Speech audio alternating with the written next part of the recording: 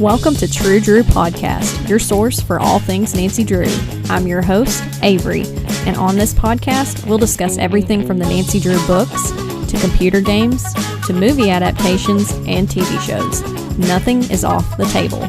So if you're a True Drew, you'll definitely want to tune in for this podcast. Hi again, True Drews. I hope you're ready for today's episode because today we're going to be talking about the Invisible Intruder. So this is the 46th book in the Nancy Drew series, and it was first published in 1969. So when I had posted some teaser posts with the book cover for The Invisible Intruder, some of you guys were horrified. You were like, what in the world is going on in this book? Like, why is there a huge stingray on the wall?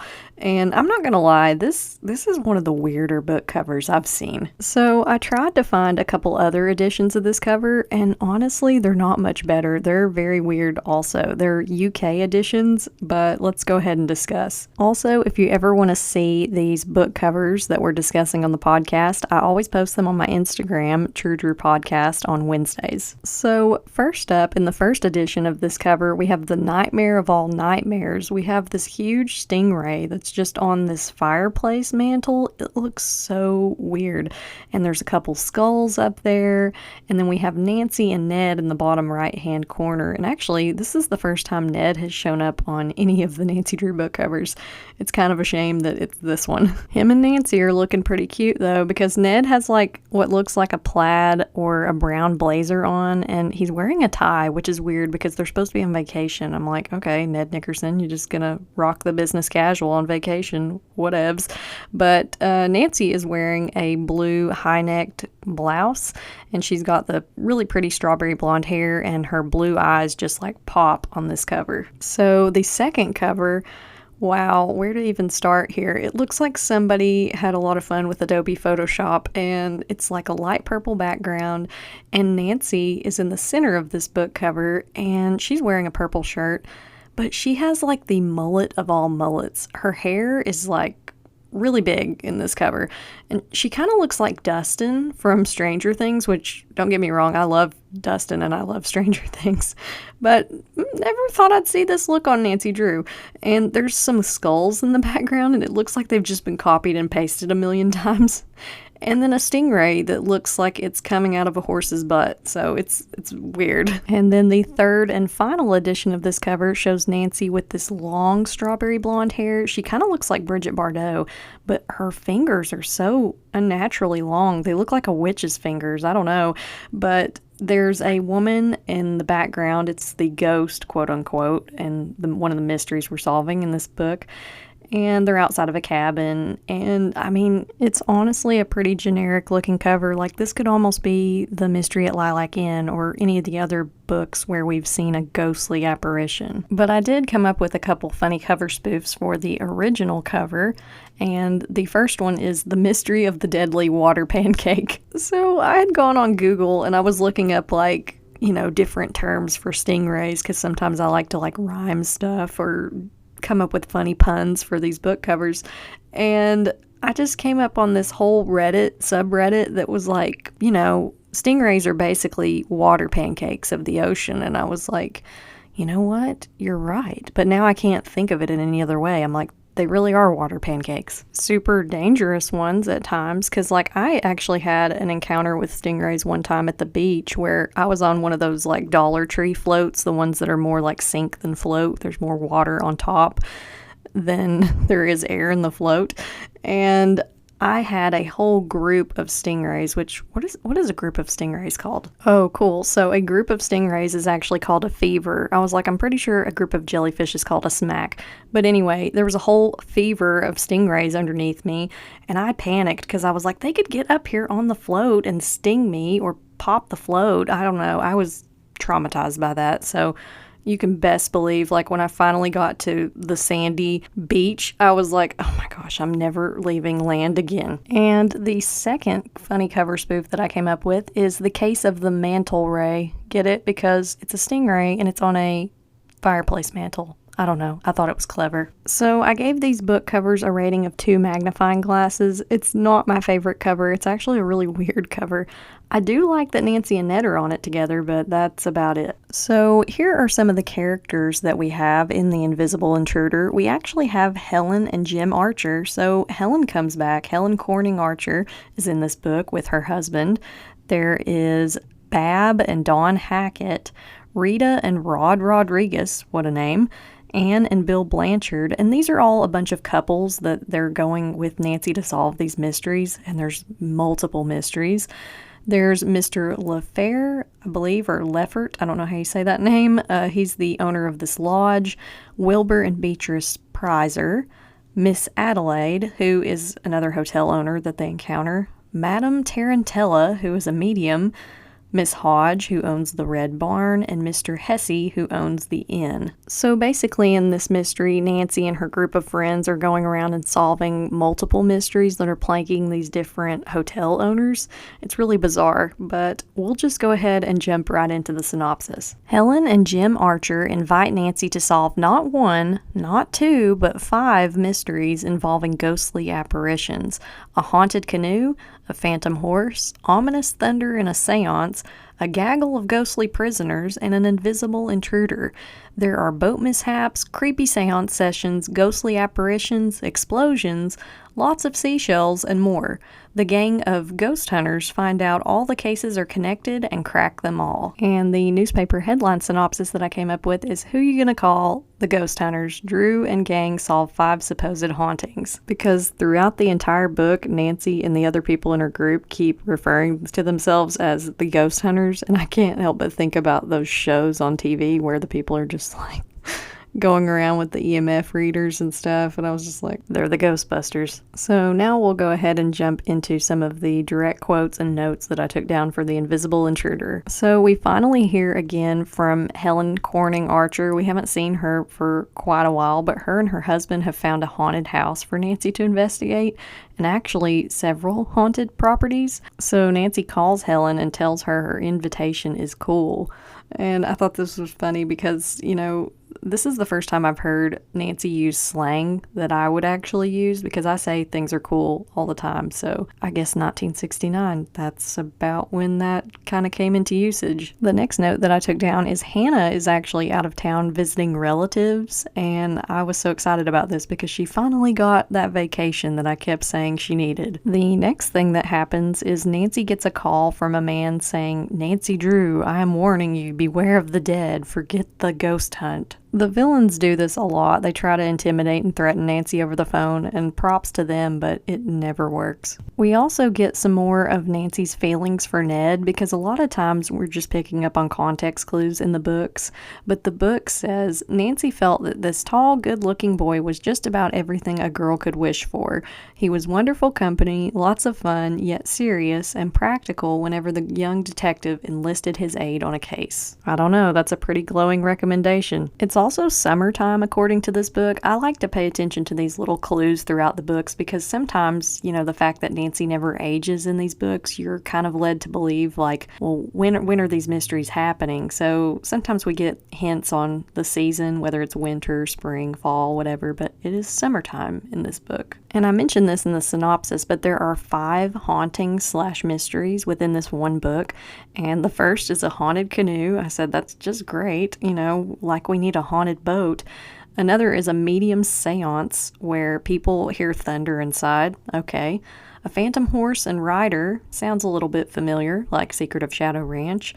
An old fort where the ghost of prisoners are said to be, creepy, and the last is a mansion with an invisible intruder. I feel like when they wrote this book, they were just like, well, Nancy usually solves 2 mysteries max. We've got to up the ante. We're going to have her solve 5, and she's going to, like, cement her status as, like, the world's best detective. So the next thing that I wrote down kind of has to do with some slang. George and Ned both say, oh, this is a dilly. I've never heard this, a dilly. And I guess it means like a pickle, like we're in a pickle, we're in a dilly.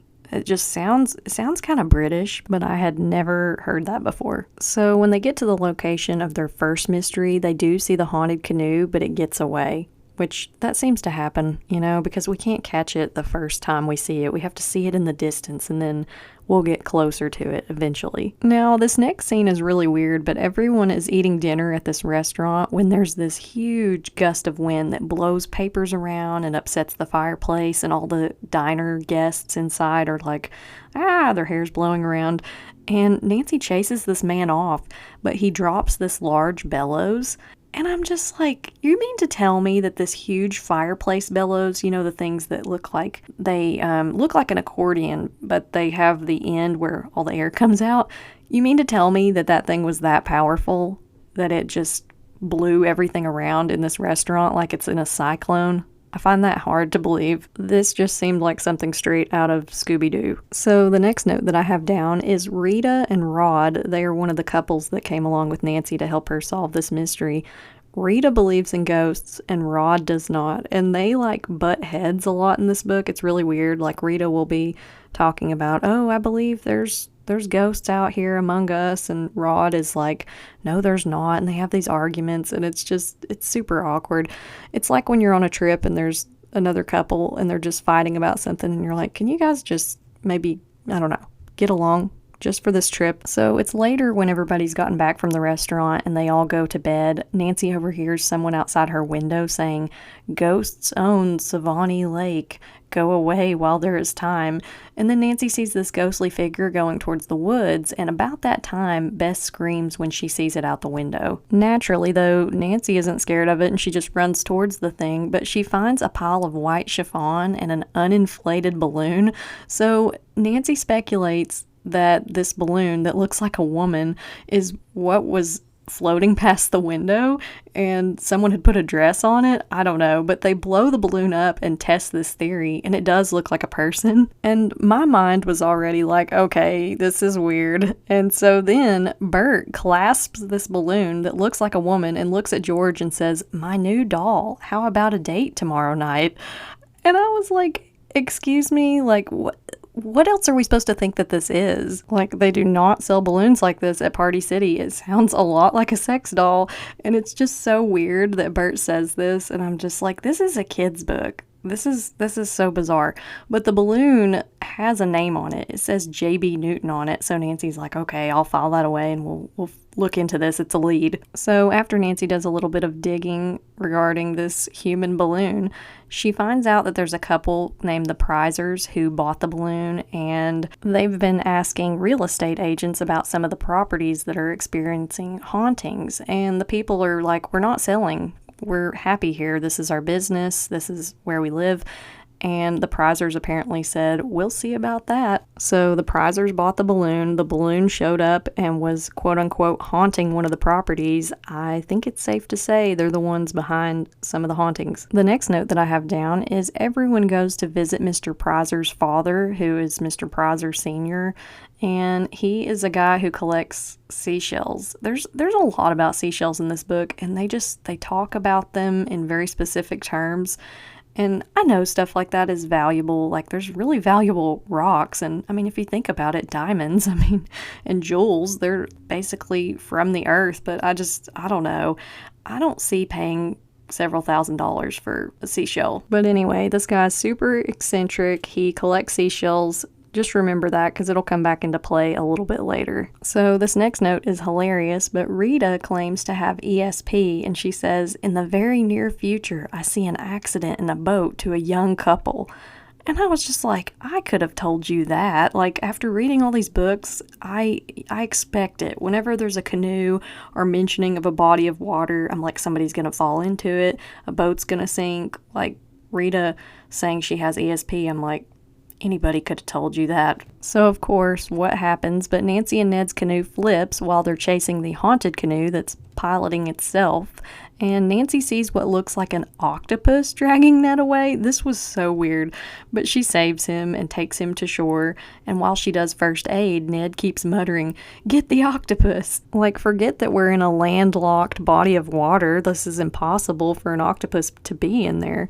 But Ned swears that it was a real octopus. And Nancy is like, no, I think it was a man in a costume. Which, speaking of last mystery, there was a man in a baboon costume. Like, where are these villains getting these intricate costumes? Because I want to know. It must be like Villains Are Us or something. Like, they just get on there and they get whatever kind of animal-themed costume they could want. So, sure enough, Bert and Dave find a rubber octopus, and then they figure out that all the canoes were remote-controlled with radios. So, the first haunting has been debunked. So next, everybody goes to see the older Mr. Prizer, and Miss Tarpey, who is a real estate agent, shows up saying that they've skipped town and mentions some shells were stolen from a man's collection in a neighboring town. So, did Mr. Prizer steal them? Because he obviously likes to collect seashells. Very suspicious, but they all go up into the attic and they're able to find the self-propelling canoe, the one that got away from them, and Ned crashes through the ceiling. So we've done all that we can on this first mystery, so everybody goes on to the second mystery / haunting, and Miss Adelaide tells them the medium, Madame Tarantella, consults with troubled souls, and George says, Nancy, Bess, all of us are in real trouble, ain't we? George also apparently accompanies this with a weird, awkward dance, and she says it in a funny voice, and I was like, George can be funny sometimes. So Nancy goes to the seance, and she gets a reading from the medium because she's trying to kind of investigate, and the medium tells her she is a sweet and understanding young lady, and as a result, you have many friends. And a tall, dark, good-looking college man is very dear to you. In the future, you will be asked to make a decision involving this friend. You're a happy person by nature, but always longing for a mystery to solve. Usually you are trying to help someone, but my advice to you is to be very careful in the future. And then Madame Tarantella stands up and her eyes creepily roll back in her head and she grabs Nancy. And Bess and George kind of push her off of Nancy and they leave. But it says in the description of Madame Tarantella, she wears a black wig and carries a wand. And George says she looks like a cross between Cinderella and a witch. I mean, that's a pretty accurate description. But it's at this point that Bess starts to get scared and she says she wants to leave. But then the medium says, there's a girl named Bess in the audience who is frightened and doubtful. And then a man's voice says he used to work for the License Bureau and Bess will be preparing for her own wedding soon. And Bess actually starts crying, and she says, it can't be true. Dave has to finish college first. I love that whenever holy matrimony is brought up in these books, the girls act terrified like it's the worst thing ever. It's kind of funny. So everybody leaves the seance, and then lightning strikes a pole and grounds itself through George, Bess, and Nancy. So they get electrocuted. So that definitely went on my list of ways that Nancy has almost died. Like I don't know, she has 9 lives. So this next note that I wrote down is kind of odd, but Nancy is alarmed that her car door is locked. And I was like, today's age, like, it's weird to think about not locking your car, but apparently back then everybody was just like, leave your car unlocked, everything's fine, leave your front door open, it doesn't matter. But they find a box in Nancy's car, and Bess thinks it's a bomb with no evidence to this. Like, it's not making any noise or anything, but it's a box full of the medium's papers, and she had begged Nancy to take these papers and take on her case, but Carson tells Nancy to take them back to Madame Tarantella, but when Nancy tries to, she's mysteriously disappeared. So Madame Tarantella didn't listen to Nancy when she said no, and she just hid the papers in Nancy's car. So Carson contacts another lawyer friend of his, and he says he'll come by to get them, but before he gets there, Helen accidentally knocks the box over, and Nancy sees a letter between the medium and Wilbur Prizer, the couple that keeps trying to scare people out of their real estate. So they have a code apparently, and it's rare, medium, well done. Get it? Because she's a medium. But anyway, I thought that was kind of funny. But there's a man who comes by and tries to steal the papers, and he gets away, but he doesn't get away with the papers. And Nancy suspects that the man that tried to steal the papers was Prizer, but Carson's friend finally comes and gets the papers, and then that's one less thing that Nancy has to deal with. But it's about this time that Nancy and Helen see a ghostly apparition in the hall outside of their hotel room, and it disintegrates. It's so weird, but they call it the gas ghost. Someone must have had Taco Bell. So the next note that I wrote down, Nancy gets a call from someone who's claiming to be talking on behalf of her deceased grandfather, which this is so messed up. I hate when this happens in the mysteries, when people try to say, oh, I'm your relative from the great beyond. It's just like, scam artists like that need to be knocked upside the head. But they tell her to leave the box of papers under a bridge, and Nancy and Ned fill another box with newspapers and stones, and they're going to leave that to trick them. So Nancy and Ned go to this bridge, and she's about to put the box up on a ledge when her hand gets scratched by a cat, and there's a boy that comes up to her and Ned and says, hey, Bert and Dave are looking for you, and he's talking to Ned. So Ned goes out of sight, and then at that point, Nancy gets grabbed by someone. And while Ned is over there looking for Bert and Dave out of sight, this man tries to drown Nancy. And he's like holding her head underwater, and these two plainclothes policemen just happen to come by and help her. But now Ned is missing, so we can put another tally next to almost drowned. Like, Nancy she's almost drowned in this book, and she was struck by lightning. Like, what else is going to happen to her? The next note that I took down is everyone knows all this random information about seashells, like not just the people who collect them, but Nancy, she'll be like, oh yeah, that's a da-da-da-da-da shell, and just like, I don't know, like, do people just go around with this random information rattling around in their head? Like, I have random information about Nancy Drew rattling around in my head, but seashells is not up there. So Nancy now has to go find Ned because he's been kidnapped, and Nancy and the policeman find a dummy in a shack and a robe that looks like Madame Tarantella's. And then there's also a shell there that has her initials on it. So now they're kind of like, did she have something to do with Ned's disappearance? So we get a clear indication of how Nancy is very worried about Ned in the book. It says she stays by the telephone in her room and she orders room service. Like, she doesn't want to leave the phone in case she gets a phone call from Ned. But Ned finally does call her, and she asks for his right name. And this is a code that Nancy and Ned devised to make sure that Ned isn't in harm's way and that it actually is him and not somebody impersonating him. This is actually really smart to do. But Ned tells her how he was kidnapped and he escaped, and he's now at the Red Barn Guest House, which is the third place where there's been paranormal activity. Okay, so this next note is so stupid, but according to the police, the dummy that they found in the shack where Madame Tarantella's robe and the seashell were found, it's a robot, and apparently it can walk, run, and attack a person with karate-like motions. I don't know. Where are these villains getting these things? They have octopus costumes, they have robots. I need to know. The next thing that I have down is Ned says he and Miss Hodge at Red Barn heard what sounded like someone being whipped with a chain at night, but that just sounds awful. Like, who would want to wake up to that noise, like someone sounding like they're being flogged? The next thing that happens is Miss Hodge gets spooked by a fallen trunk, and they find a trapdoor in a room and discover that the Prizers once rented this room.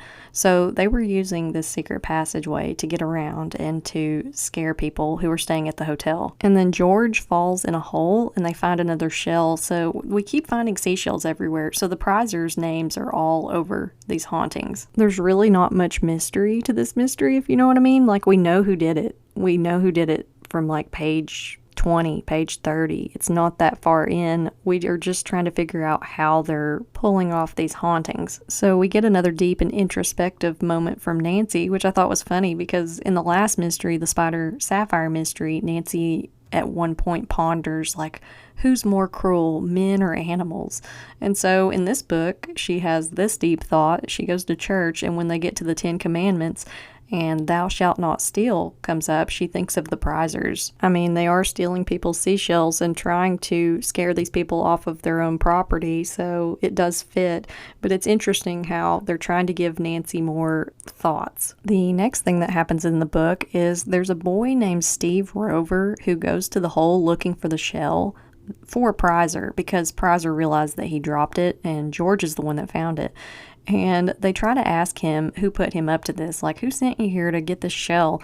But he double crosses them. When they get back to Red Barn, it's been ransacked. So the deed of the Red Barn has been stolen, and it was just a huge distraction. So the prizers have just decided, well, if these hauntings aren't working, we're just going to steal the deeds to these places. So next, everybody goes to the place where the prisoner ghosts are, the third haunting, and Nancy gets hit in the arm with a firework. So we've almost drowned, we've been struck by lightning, and now we've been hit with a rogue firecracker, and not once has Nancy been to the doctor. It's insane. The next note that I have down, Dave plays a prank on Bess, and he locks her in a room of this dungeon, and she finds a trap door, and they all go to open it, and there's an explosion. So there was a bomb planted under there, which I'm like, first of all, Dave, like, don't lock Bess in a dungeon. That's pretty mean. But these people, they don't play around. These villains have been throwing firecrackers. They've been setting bombs. It's crazy. This just seems like a really elaborate plan to buy these hotels. Like, why don't you just go find yourself some property and build yourself a hotel somewhere? It would be a lot less work. The next note that I have down is Rita complains that Nancy takes the supernatural out of everything. And I almost want to counter this with, no, Nancy takes villains out of the real world and out of society, which is a good thing. Next in the book, Nancy, Ned, Jim, and Helen go to visit a Mr. Cranshaw, and he has a lot of seashells, skulls, and a creepy stingray that lights up. So this is the stingray on the cover of the book, but it's actually a light fixture. Like, we just took taxidermy to a whole nother level. But Mr. Cranshaw has a creepy butler named Jeffers, and he lets them in and he says, oh, you have to go see the best specimen. They're kept in the basement. And I just put red flag, don't go down there. But they go down there, and he shoves them in a cage with a diplodocus, I know how to say that now, like stuffed dinosaur, and locks them in. And then he says, my real prizes. What a freak. Oh, but it gets worse. He says, pretty soon Nancy Drew and her friends will only be skeletons. Ugh, like that just gives me chills. But this butler, Jeffers, is in cahoots with Madame Tarantella, and Mr. Cranshaw is just an older man that's up in his bed and bedridden, so he doesn't know what's going on, but ugh, it's creepy. So they're all locked in this cage with all these fossils and taxidermy animals, and meanwhile, Mr. Warwick, who gave them a ride, is threatened by someone to drive away. So the next thing to happen is Nancy finds this false panel in their cage, and Ned sneaks out to go get help. And when Jeffers comes back, Jim pretends to be Ned, and they all take turns jumping from behind this big dinosaur taxidermy skeleton thing. And when he leaves, they all sneak out and find Steve Rover, the guy who was going to find that shell in the hole earlier, and he was kidnapped apparently. And the last note that I took down is Madame Tarantella turns out to be Prizer's cousin, and the stingray on the mantle talks. It has a radio in it that the gang uses to communicate. I was like, what? So not only is it just a taxidermy stingray that lights up, but it's a radio, and it talks and the mouth moves. Like, so weird. So now on to the What's Cooking segment of the podcast. There were mentionings of roast beef, chicken sandwiches, tea and fruit juice and cookies, and a lobster dinner. And as for the add that to your resume section of the episode, I said that Nancy could add she finds seashells to her resume because she just kept finding seashells, and she seems to know a lot about them. So there's that. Now let's jump into the things I liked and the things I didn't like about the Invisible Intruder. So I liked that Helen Corning Archer came back for this mystery. That was cool to see her because we haven't seen her in a while. It was like she got married and then she disappeared. So I did like that. And the things I didn't like, where to start? So I didn't like the aspect of 5 different mysteries. It really ended up being one big mystery, and we just had 5 separate hauntings. They were all connected. It was just a bit much. And I also didn't like all the taxidermy stuff. Like, that's really freaky to me. And this was just a weird mystery. This one's up there with several of the ones I've mentioned before. Mystery of the Moss-Covered Mansion and the Mystery of the Tolling Bell. Like, this is just a weird mystery. So for that reason, I gave it a 1 magnifying glass rating. It was just not my favorite. I really didn't like this book. So that concludes today's episode for The Invisible Intruder. For next week's episode, it's kind of going to be a break from what we normally do. I'm actually having a guest on the podcast for the first time, so this will be really exciting. We're going to be talking about The Mysterious Mannequin, and I'm actually going to have Alexa from River Heights Buzz, which is a podcast on Spotify, on the show. So I hope you guys will tune in for that episode. I had so much fun getting to have Alexa on the show and talk about this book, so I hope you guys will like it. Until next time, thank you for listening to this episode of True Drew Podcast. Can't get enough of the podcast? Then check out my subscription series, True Drew Files, available on Apple and Spotify. For Nancy Drew books and merchandise, you can check out my website, www.truedrewpodcast.com. For business inquiries, you can contact me at truedrewpodcast@gmail.com, or you can connect with me on Instagram at True Drew Podcast.